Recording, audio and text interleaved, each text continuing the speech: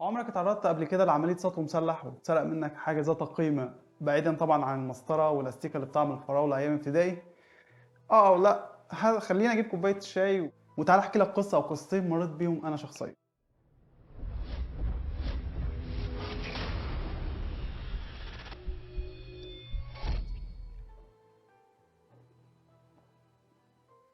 السلام عليكم وأهلا وسهلا بكم في فيديو جديد من فيديوهات قصص قبل النوم. قصة النهاردة هي قصة سسبنس شوية ومريت بيها أنا ومجموعة من أصحابي وهحكي تفاصيلها شوية يعني. النهارده الجمعة الموافق 11/11/2022، تاريخ مميز شوية، وطبعا تقريبا ده تاريخ عيد ميلاد قاسم أخويا صون طيب. لكن التاريخ ده من 2013، يعني عدى على الوقت ده 9 سنين تقريبا. مريت بتجربة أنا مجموعة من أصحابي هحكيها دلوقتي وهحكي تفاصيلها. كانت أغرب تجربة وأصعب، مش أصعب يعني، حاجة من أصعب التجارب اللي مريت بيها شخصيا، وهي ليها علاقة بسطو مسلح أو سرقة بالإكراه يعني. تعالى نرجع ورا شوية وأبدأ القصة من الأول. أول الموضوع إن إحنا أي حد بيتخرج من الجامعة بيروح يقدم ورقه للجيش للتجنيد الإجباري، يعني لمدة سنة أو 3 سنين على حسب. فالبلد اللي انا عايش فيها، انا عايش في المحافظه دي مش كبيره، عددها صغير شويه، وبالتالي مش فيها منطقه تجنيد مركزيه زي باقي المحافظات الكبيره. فهم في المحافظات الصغيره دي بيجمعوا كل مجموعه محافظات مع بعض ويخلوها في محافظه واحده. انا من سكان محافظه بني سويف. المحافظه دي اللي كان فيها المكان ده هي محافظه المنيا. وبرضه بسبب الاعداد الكبيره بتاع المتقدمين او اللي بيقدموا ورقهم او الخريجين اصلا في الدفعات الجامعه، يعني فبيقسموا الايام على حسب الدراسه، يعني او على حسب التخصص بتاعك. فانا اصلا في قريه صغيره، والمركز كله صغير اصلا. كل اللي كان في تخصصي تخصص الهندسه كانوا تقريبا 5 أو 6 يعني. ومقارنة بالتخصصات التانية، يعني تجارة مثلا أو أي تخصص تاني، كان بيبقى مثلا في فوق ال 100 واحد أو ال 50 واحد رايحين يقدموا في نفس اليوم. فالعدد الكبير ده بيلاقي فرصة إن هو يركب ميكروباص، أو بيلاقي ميكروباصات بتبقى موجودة الفجر، لأن الصبح بدري، لأن مطالب إنك تكون هناك في وقت التجنيد الساعة 7 الصبح تقريبا، مش متأخر عن كده يعني. المهم احنا في الايام العاديه، التخصصات العاديه، في الايام العاديه الموضوع بيبقى اسهل. الشباب التخصصات الصغيره اللي هو مثلا متجمعين في يوم واحد كلنا على بعض 5 بس، فما بيبقاش في ميكروباصات ولا في مواصلات، فبيضطر يا اما بناخد حاجه مخصوص يا اما بنتصرف يعني. وده طبعا الترتيب اللي حصل يعني. اتصلنا مع بعض واتجمعنا، يا جماعه احنا ميعادنا يوم، كان يوم ايه ساعتها؟ كان يوم سبت تقريبا. خلينا اتاكد كده، كان يوم ايه؟ 2013 شهر نوفمبر، يوم 11. يوم 11 كان يوم اتنين. لا، يبقى ما كانش يوم اتنين، كان يوم اتنين. المهم صحينا الصبح الساعة 5 الفجر. طبعا اتفقنا يا جماعة هناخد عربية اللي هي البيجو 7 راكب دي، وهناخد سواق مخصوص هياخدنا من المركز نفسه. احنا من قرى مختلفة، هنتجمع في المركز الساعة 5 الفجر. في شهر 11 ده كان الجو ساعة، و5 الفجر دي كانت بدري بدري يعني. والراجل هياخدنا مخصوص من المركز اللي احنا فيه ده للمركز التجنيدي اللي هو في المنيا، تبقى على بعد مسافة مثلا 3 ساعات 4 ساعات. وهيستنانا هناك لحد ما نخلص اليوم بتاعنا، الكشف الطبي والإجراءات، ونرجع تاني، يرجع بينا. وقد كان يعني. أنا صحيت الصبح بدري طبعا الساعة 4، ووالدي وصلني بالعربية بتاعتنا لحد المركز. وبعد كده ايه، اتقابلنا هناك الساعة 5 5 ونص، توكل على الله ويلا بينا. حقيقي انا في اللحظه دي كنت مبسوط جدا، وحاسس بجو لطيف يعني. اي نعم رايحين تجنيد والكشف الطبي، والموضوع ده اصلا فيه هسل او في تخاريف كتيره اصلا بتحصل هناك، والموضوع مرعب بس او مقلق يعني. لكن بدانا بهزار يعني، كنا بادئين مع بعض متجمعين وبنتريق، او بنتريق على واحد صاحبنا كان، او بنحسده يعني، لان هو كان واخد تاجيل او واخد اعفاء يعني. وكان راح قبلنا بيومين او بفتره عشان يخلص اجراءات الاعفاء، واحنا كلنا رايحين. وفي الفتره دي، ويمكن حتى الان، اي حد بيقدم في التجنيد بيتاخد بيتقبل على طول، ما بياخدش تاجيل او اعفاء. فاحنا كنا بنتريق عليه، بنحسده يعني. المهم تخيلت ان اليوم هيبقى لطيف والجو لطيف، هزار اصلا، وكلنا يعني كان مثلا قعدنا 6 شهور او 4 شهور ما تقابلناش، ومنهم ناس كنا قابلتهم في اعدادي هندسه بس، وما قابلتهمش في باقي الاقسام لان رحت قسم تاني في جامعه تانيه. فالموضوع كان فعلا حاسس فيه بجو لطيف يعني. طب تخيلت ان اليوم هيبقى لطيف، وما كنتش اعرف، مش عارف ان مش هنكمل اكتر من ساعه من نص ساعه. وابتدى الطريق يمشي، وخلاص الراجل توكل بينا على الله ويلا بينا. والجو كان ساقع بقى، وكنت جايب كوفيه كده وجاكيت وبتاع، كلهم يعني كنت قاعد ورا، حتى كنت قاعد اخر كرسي يعني. العربيه مشيت والجو كان ضلمه كله، ما كانش لسه الصبح شقشق يعني، لحد ما الجو ابتدى يشقشق كده او النور يبدا يظهر، نور الصباح من قبل الشروق يعني. وماشيين في طريق زراعي ما بين المراكز وبعضها لحد ما نوصل لطريق صحراوي او طريق المؤدي للمكتب مركز التجنيد يعني. بس وماشيين في طريق زراعي عادي، طريق ضيق، تو واي، ياخد عربيه رايحه وعربيه جايه بس. وماشيين عادي، بصينا لقينا في عربيتين ملاكي، واحده بي ام وواحده تقريبا تويوتا او كيا سيراتو غالبا يعني. فهو الاثنين جايين قصاد بعض مع بعض يعني، فقاطعين علينا الطريق، فخلاص السواق وقف. وفجاه لقيت ناس نازلين بسلاح، واللي هي الكلاشينكوف اللي هو الآلي ده يعني، اثنين ثلاثه ماسكين اسلحه وثلاثه اربعه ماسكين مطاوي ومتلسمين يعني. انا كميني كنت قاعد ورا، فما كنتش شايف شكل الناس، كنت شايف الاسلحه والرجلين بس داخل جايين علينا. فتخيلت انهم شرطه، فقلت يا ايه يعني، ده انا رايح اقدم في الجيش، ده انا رايح دلوقتي يعني ايا كان اللي هيطلبوه، فانا معايا الورق ومعانا كل حاجه ورايحين عادي يعني الشرطه او تامين يعني الصبح يعني. الكلام ده في 2013 يعني. المهم بصيت لقيت الاكشن ما كانش كده خالص، ما كانش الشرطه بيسالك، لا ده لقيتهم بيفتحوا الباب وسحبوا السواق وسحبوا صاحبنا اللي كان قاعد في اول كرسي. نزلوا ضرب في السواق بطريقه مبرحه، وصاحبنا اللي في الاول ده برضه ضربوه علشان يرهبونا احنا. وفجاه فتحوا الابواب كلها وكلنا نزلنا بمطوه، راحوا فتح بوظوا كاوتشين، ضربوا كاوتشين عجل.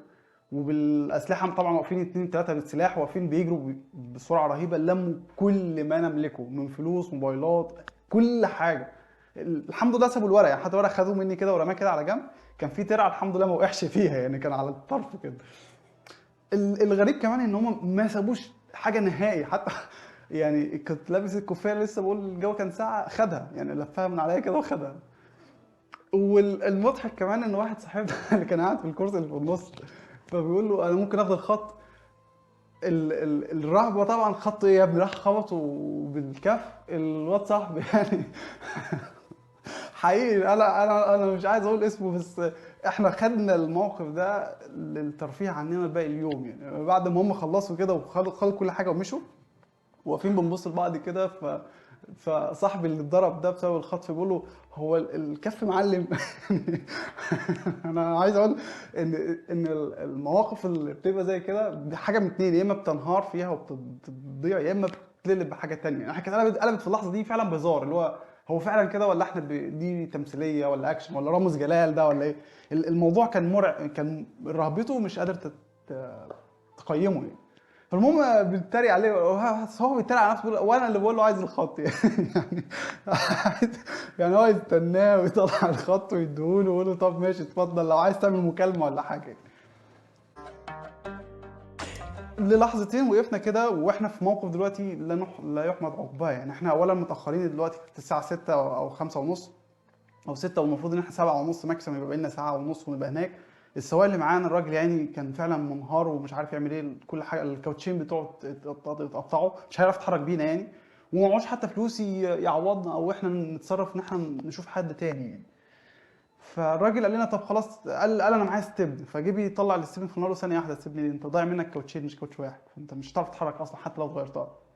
فراح قال لي خلاص، قال لنا خلاص يا جماعه انا مش هعرف اعمل لكم حاجه تاني يعني للاسف يعني. تصرفوا بقى يعني، تشوفوا خدوا ورقكم وحاولوا بقى تشوفوا اي سبيل تاني تلحقوا وقتكم، لان انتوا ميعادكم ما ينفعش تتخلف عنه يعني. وعواقب انك تغيب عن اليوم ده او تتخلف عنه كده كده، حتى لو كانت في امكانيه انك تتقبل، قصدي تاخد اعفاء او تاجيل، مش هتاخده. يعني هي الموضوع كان هيبقى عواقبه وحشه يعني. بس خلصنا، بصينا لبعض كده، طب هنعمل ايه يا شباب؟ طب خلاص خدنا بعض كده وتمشينا لحد يعني اول منطقه، اول مدينه مأهوله بالسكان او قريه يعني. ووقفنا هناك، لقينا كان في عربيات رايحه السوق في المنطقه دي، فركبنا معاهم. ولقينا حد في القريه المجاوره دي، حد كان رايح السوق ده يعني، كان يعرف حد من الشباب اللي معانا يعني. فلما قلنا له احنا عايزين فلوس او اي حاجه نلحق بيها ميعادنا، ولما نرجع نتصرف يعني. الراجل مشكورا تقريبا ادانا 200 جنيه او 200 وشويه الفلوس اللي كانت معاه. الراجل مشكورا ادانا تقريبا 250 جنيه او 200 وشويه يعني. ووصلنا لاول مركز مجاور للمنطقه اللي كنا فيها، وهناك رحنا ندور على طريق او وسيله توصلنا تاني للمكان اللي احنا رايحينه يعني. ما لقيناش طبعا مواصلات، مفيش حد بيروح الساعه 6 ونص او 7 ونص، بس كنا وصلنا هناك 7 ونص، يعني 7 ونص دي خلاص كل الناس مشيت، فكل الميكروباصات اللي كانت بتطلع من المكان ده ما خلاص ما بقتش بتروح. ففي واحد قال لي طبعا خلاص انا هطلع انا بالميكروباص وندور نشوف اي حد. لف بينا شويه عشان يشوف حد يطلع تاني، ما طلعش في المنطقه مجاوره حتى منطقه التجنيد، فرجع علينا بعد نص ساعه لك لا مش هطلع يعني. كل ده احنا بنبص لبعض حقيقي. الموقف ده لما كل واحد يفكر فيه بالاكشن اللي كان فيه، وان انت كنت معرض لحياتك اصلا بسبب السرقه دي، كان الواحد شويه في اوقات بيشرح حمار كده ويتضايق وينفعل يعني.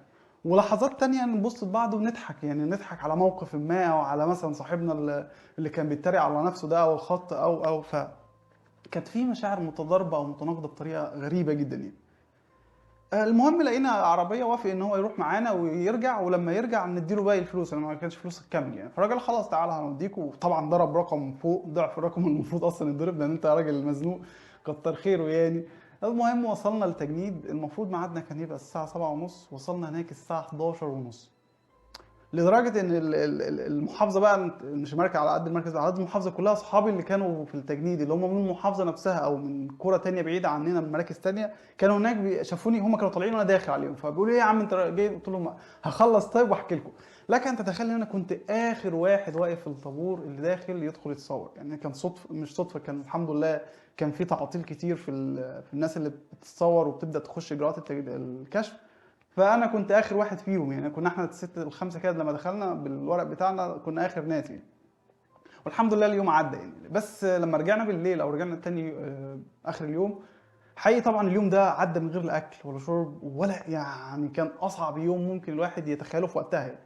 لان موقفه ما كانش متوقع. انا عمري ما تخيلت ان انا ممكن اتثبت انا معايا عربيه اصلا، اتثبت بعربيه قصادنا ويتاخد مننا كل حاجه. وفي موقف انا يعني في، لو انا في يوم عادي كنت هرجع البيت او لا، ده في يوم انا مضطر فيه اصلا اسف ان انا اروح هناك. حتى واحنا في ظل المشوار ده قالك انت لازم تروح القسم تعمل محضر وتثبت الحاله دي عشان تاخد المحضر ده وتروح بيه التجديد، تثبت لهم انت ليه اخرت او انت ليه ما جيتش. فكان الموضوع مرعب او كان صعب تقبله، خصوصا لما الواحد كان بيقعد مع نفسه كده يفكر فيه في اليوم ده او واحنا راجعين. كان بيبقى مؤلم يعني. ولما كنا بنحب نهزر او بنروح على نفسنا كنا بنستخدمه برضه نفس الموقف يعني. دي حاجه غريبه في الطبيعه البشريه يعني. المهم دي كانت اول قصه. اتسرق مني ساعتها مبلغ حوالي 200 جنيه كانوا في جيبي وفلوس، وكان تقريبا تليفون انا فاكره كان نوكيا 6200 6220 ده اللي هو بسلايد ده، وكان او فلاته اللي هي السلايد اللي فوق. وكان لطيف يعني، كان التليفون حلو، لكن مش حلو قوي، كان حاجه يعني مش قيمه يعني. بس كانت وسيله اتصال وحيده يعني. التليفون ده كنا ناويين ناخده معانا ونسيبه للسواق واحنا داخلين، عشان حتى كان ده كان ممنوع الدخول بيه منطقه التجنيد يعني. ده كانت الحاجه على قد انها الحاجه اللي اتسرقت ليست ذات قيمه قوي، بس كان الموقف والرهبه بتاعته تطغى على اي قيمه ممكن تتاخد يعني. لو موقف صاحبك اتضرب او احنا نتضرب وواحد يجي عليك بسلاح ويوقفك وياخد منك كل حاجه ويحطك في الوضع ده، ده اللي هنتكلم عليه في الفيديو اللي التاني والتالت اللي جاي في القصتين الباقيين. في قصتين تانيين مريت بيهم واتسرق مني حاجات تانية يعني. بس كده دي كانت قصة النهارده وبس. وكالعادة مفيش هاشتاج.